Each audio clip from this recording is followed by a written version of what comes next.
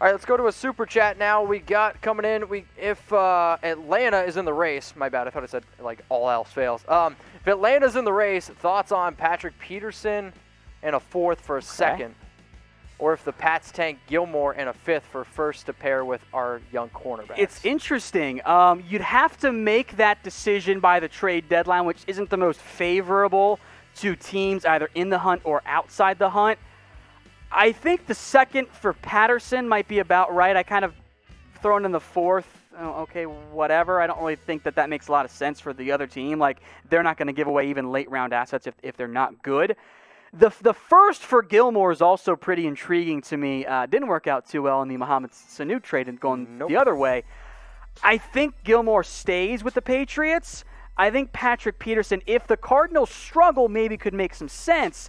I think those players will stick with their team for one more year. But if Atlanta's in the mix, I think they'll try and add a corner. Let's go to the next question. And again, use hashtag NFL, or you can super chat. When you super chat, you jump the line. Where will Cam Newton go if he is finally healthy? So where's Cam Newton going to go? If I'm going to put my money on anywhere, I think the Jags kind of make some sense, even though that they don't really want to go out and get him. I think the Pittsburgh Steelers are my new favorite team to go out and get. Steelers make sense if Newton wants to be a backup, or if Big Ben ends up getting hurt, which I think is why Pittsburgh makes so much sense. I think Newton might have to wait a little bit. Like, it kind of ends up being a scenario where I would have said the Seahawks, but they just brought back Geno Smith. Injury Sam Bradford style. Like, that's kind of what you might be hoping for at this point if you are Cam Newton. Let's go to L, G, R, and W. Mm-hmm. Okay, will Ryan Tannehill be better next season? He will have chemistry with his wide receivers instead of coming in mid-season. Here's my hot take. I actually don't know if he's going to be better, because you're going to get an entire offseason of tape. And we see it with rookie quarterbacks that play well, and then it's kind of like that sophomore slump. I actually think we're going to see a little bit of a down year for Ryan Tannehill, but that's okay, because he's not the reason why they are going to win football games. I think the potential issue for Tannehill is, yes, the chemistry in theory will be better, but it didn't impact them. I mean, even like deep passes downfield, like anyone that was catchable was caught. Like there wasn't the normal like receiver has a bad drop. Like the receivers made plays every time Tannehill gave them the chance. I don't know if that stays the case. So Tannehill's production might decline a little bit just because of that. But I think you might see a more confident Tannehill having been paid, which might equal it out. If you can get similar play that we saw in the regular season and then better postseason play, Tennessee should be really excited. All right, let's go to the next one from Alan. What up, brother? Best defense, not the Bills. So he wants us to say the Steelers, I think. I think he does want to say the Steelers. Best defense in the NFL. How about the Patriots lost a decent amount. I do think Pittsburgh should be in that discussion. How about the 49ers still? I know that they lost to Forrest Buckner, but they were good last year despite dealing with some injuries at linebacker and in the secondary. So I think San Francisco should still be in that discussion. Although defense is a little bit more inconsistent from a year to year versus, say, top-end offense. I mean, a defense that kind of might get slept on a little bit is the Chicago Bears. I like that one. If Khalil Mack gets back to being a freak like he was in 2018, there's no reason why that team wouldn't have the best defense, because they have all the pieces realistically. So, Alan, I think you're a Steelers fan, but I'm wondering why you still have a Le'Veon Bell picture.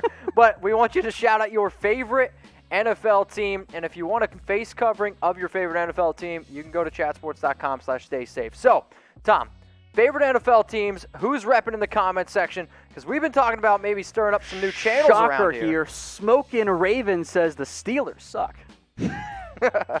He doesn't have a picture, so we don't really know. Braves, Dolphins, Kevin Otto, Bengals. Javits says the Saints. A lot of votes coming in here. Continue to let us know. Hey, Bears fan. Yeah. Bucks, interesting. Okay. Got a Patriots, a Dolphins. Love it. All right. Favorite NFL team. If you want to rep your team, whether it's at the grocery store, whether it's at a tailgate, whatever. The life that we live right now, you got to wear masks. So go to chatsports.com/staysafe. You can get 3 NFL masks for only $24.99. It'll be in the comments. It'll be in the description. But these things have been selling so fast that, I'm actually worried. If you don't order them right now, you might not have a chance to get them, because they are going very, very fast. They're what, on back order? That's how quick they've been going. So go to chatsports.com/staysafe. 3 face masks for only $24.99. You can rep your favorite team at the grocery store. And again, I think this is going to be the world we live in. Probably going to have to wear it if you go to the games too. So why not wear one that's actually, your favorite team? So we're just trying to make sure that you stay safe here at Chat Sports. Who's got a face mask? Who needs a face mask? You can type me in the comments below. And if you want to get your questions here on the show, make sure that you're using hashtag NFL, or you can super chat. We would appreciate that. All right, let's go to this one. By the way, it's Jody. Joodle. Yep. You weren't even close. I read Jody. Wow. Not Google. L's in the comments for Mitch here. Do you think DJ Watt got robbed because he didn't win Defensive Player of the Year? Honestly, Minka was just as deserving on that Pittsburgh. And that's not even a dig at TJ Watt. That's how good those two players were. So I don't know if rob's the right word. Maybe he got disrespected a little bit, but there were a lot of good contenders for that award last season. Watt was certainly among them. Let's now go to the next question rolling in here from Pritz MVP. Is Cory Littleton an upgrade over Whitehead? Whitehead was a much better run defender and better pass coverage too. Yeah, that's not even close. I think Cory Littleton is a much, much better player than Whitehead. Whitehead was very bad in pass coverage. In fact, one of the worst linebackers in pass coverage, and I actually don't think he was that good against the run. He racked up a lot of tackles, but Cory Littleton, in my opinion, is just light years ahead of a linebacker than Tahir Whitehead. I don't know about light years, but, I mean, you can look at light years. If you want to go on the way NFL teams viewed them, Whitehead got a pretty cheap contract from the Panthers. Littleton was involved in a bidding war that the Raiders ended up winning. He's now one like, I think, top 10 highest paid backers in the NFL. I think Littleton is an upgrade. Much bigger upgrade. Let's go to Boobsy 3D Official Fan Club. It's Bubsy. No, it's Boobsy. No, it's Bubsy. What will be the best wide receiver quarterback duo this season? I think when you look at dynamic duos, you got to probably look at Dak and Amari. You obviously have to look at Michael Thomas, Drew Brees, Devontae Adams, Aaron Rodgers, Julio Jones, Matt Ryan. I'm going to take the cop-out answer. Give me Mahomes and Tyreek Hill. Give me the fastest receiver and the best quarterback.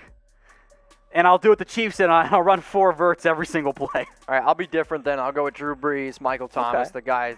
Michael Thomas just had 151 catches after all. We do have a super chat rolling in from JG. Your predictions on boys' offense and defense rankings. The offense is going to be top 10 again for the Cowboys. Absolutely. I know they lost Frederick, but you're bringing CeeDee Lamb. That offense is once again going to be strong. I think top 5 should be your expectation. I use DVOA, which is just nerd math, but it does balance things out across level of competition, all that kind of stuff for defense, because defense is kind of inconsistent. The defense was bad last year. It was barely a top 20 defense.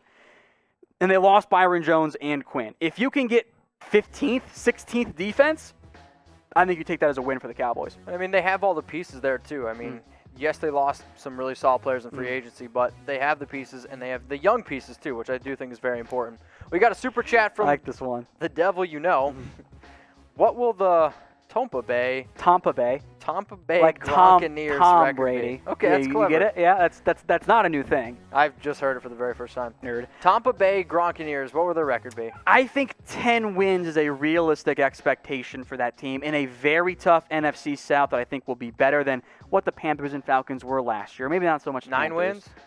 I think 10. I think they can be a double-digit win team. I don't know if they're going to win the NFC South. I know expectations will be crazy high around them, but I think they're going to push for a playoff spot in a very difficult NFC. Ticket prices are up, I believe, 147% from last year. So, yeah, a lot of intrigue around the Tampa Bay Buccaneers. All right, so we want every single person watching the show to join the Noti Gang. Why would you do that? We don't want you to miss any videos that we do here from Chat Sports, but we do want to tell you how to exactly do it on desktop and on mobile, and we are 3 subscribers away from hitting 181,000 subscribers. So we appreciate everyone that is already subbed. If you haven't yet, hit that sub button. So Tom, it's 2020, baby. Everyone's watching on their phones at this point. After you guys click that subscribe button, the little bell will pop up. What you want to do is click the bell, because YouTube defaults to personalized, which means you will miss videos that we put out. They will not let you know about all of them.